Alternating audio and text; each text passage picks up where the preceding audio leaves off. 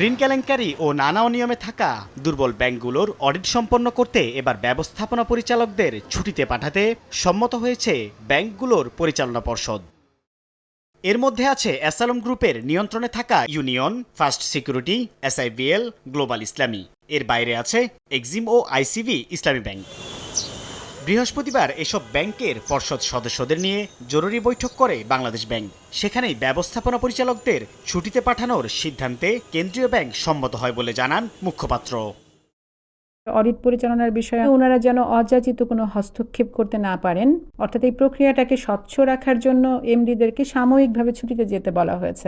এটা আসলে আন্তর্জাতিক রীতি অনুযায়ী করা হয়েছে। এদিকে শনিবার ফার্স্ট সিকিউরিটি ইসলামী ব্যাংকের ব্যবস্থাপনা পরিচালককে ছুটিতে পাঠাতে সিদ্ধান্ত নেয় ব্যাংকটির পরিচালনা পর্ষদ। কেন্দ্রীয় ব্যাংকের সাথে বৈঠক শেষে বিষয়টি জানান ব্যাংকের চেয়ারম্যান।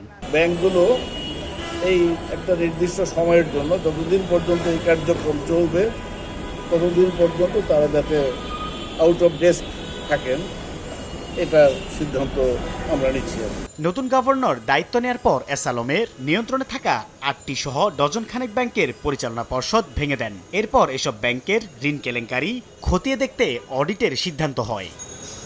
সাইফুল ইসলাম, সময় সংবাদ, ঢাকা।